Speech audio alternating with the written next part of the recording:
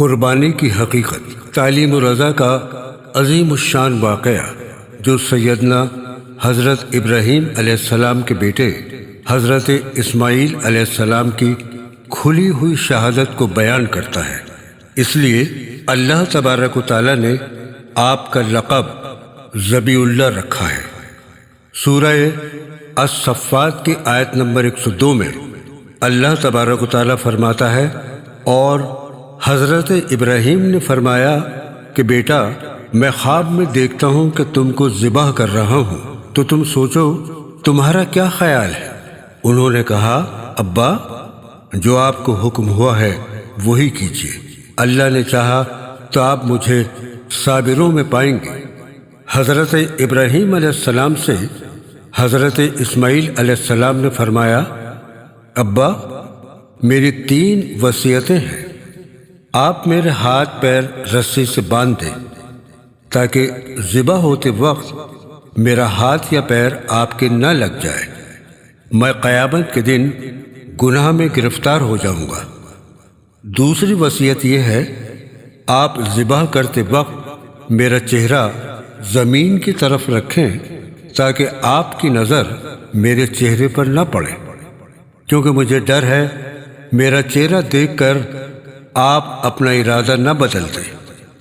تیسری وصیت یہ ہے کہ جب آپ گھر جائیں تو میری والدہ کی خدمت میں میرا سلام کہنا اور کپڑے خون آلودہ ان کو دے دینا، کیونکہ یہ نشانی تسلی کے لیے ہے۔ حضرت ابراہیم علیہ السلام نے فرمایا، بیٹا میں ایسا ہی کروں گا جیسا تم نے کہا ہے۔ حضرت ابراہیم علیہ السلام نے ذبح کرنے کے لیے حضرت اسماعیل علیہ السلام کو زمین پر لٹایا، چھری نکالی ذبح کرنے کے واسطے۔ تبھی غیب سے ندا آئی، اے ابراہیم رک جاؤ۔ سورہ الصفات میں اللہ تبارک و تعالیٰ فرماتا ہے، جب دونوں نے حکم مان لیا اور باپ نے بیٹے کو ماتھے کے بل لٹایا تو ہم نے ان کو پکارا کہ اے ابراہیم تم نے خواب کو سچا کر دکھایا، ہم نیک بندوں کو ایسے ہی بدلہ دیا کرتے ہیں۔ بلا شبہ یہ صحیح آزمائش تھی اور ہم نے ایک بڑی قربانی کو ان کا فدیہ دیا، اور پیچھے آنے والوں میں ابراہیم کا ذکر خیر باقی چھوڑ دیا کہ ابراہیم پر سلام ہو۔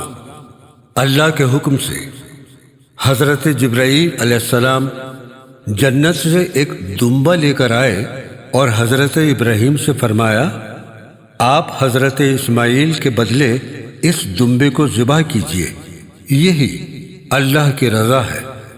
حضرت محمد صلی اللہ علیہ وسلم نے بحکم الہی فرمایا ہے، جو مسلمان صاحب نصاب ہو، یعنی جس پر زکوٰۃ واجب ہو، اس پر قربانی واجب ہے۔ اسی طرح وہ آدمی جس پر زکوٰۃ تو واجب نہیں ہے مگر صدقہ اور فطرہ واجب ہے، اس پر بھی قربانی واجب ہے، یعنی اس کے پاس 7.5 تولہ سونا یا 52.5 تولہ چاندی یا ان کی قیمت کے برابر مال ہونا ضروری ہے۔ قربانی کے لیے کچھ چند جانور ہی ہیں جن کی قربانی دی جاتی ہے، جیسے بکری، بکرا، بھیڑ، دمبا، گائے، بیل، بھینس اور اونٹ۔ یہ سب قربانی کے جانور ہیں، اور ان جانوروں کی قربانی کے وقت ان کی عمر کا بھی دھیان رکھنا ضروری ہے۔ بھیڑ، بکری، دمبے کی عمر کم سے کم 2 سال کی ہونا ضروری ہے۔ اونٹ کی عمر 5 سال سے کم نہیں ہونی چاہیے، اور اس بات کا بھی دھیان رہے کہ ان جانوروں میں کسی طرح کا نقص نہ ہو۔ قربانی کے لیے جانور صحیح، موٹا، فربا ہونا چاہیے۔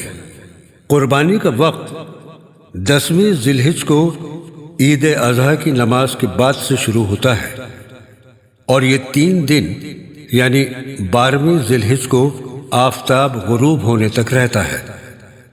بھیڑ، بکری اور دمبے میں یعنی چھوٹے جانور میں صرف ایک شخص نام کی قربانی دی جا سکتی ہے، اور بڑے جانور جیسے بیل، بھینس، اونٹ میں 7 حصے ہوتے ہیں، اور ہر حصے میں ایک شخص کا نام لیا جاتا ہے، اس لیے بڑے جانور میں 7 لوگ شریک ہو جاتے ہیں۔ قربانی کرتے وقت جانور کو قبلہ رخ کر کے لٹا دیں تو بہتر ہے، اور جہاں تک ہو سکے تو قربانی کرنے والا شخص خود ہی جانور کو ذبح کرے اور ذبح سے پہلے دعا پڑھے۔ قربانی کرتے وقت زبان سے نیت کرنا اور دعا پڑھنا ضروری نہیں ہے۔ اگر دل میں خیال کرے کہ میں قربانی کر رہا ہوں تو قربانی درست ہو جائے گی۔ ہاں، اگر دعا پڑھ لی جائے تو افضل ہے۔ قربانی 3 دن تک کی جا سکتی ہے، 10ویں ذی الحج، 11ویں ذی الحج اور 12ویں ذی الحج تک۔ قربانی کے جانور کا دھیان رکھنا بھی بہت ضروری ہے۔ جانور بیمار نہ ہو، لنگڑا یا کان کٹا نہ ہو، اس کے سینگ ٹوٹے ہوئے نہ ہو۔ غرض کہ قربانی کے جانور میں کسی طرح کا کوئی نقص نہیں ہونا چاہیے۔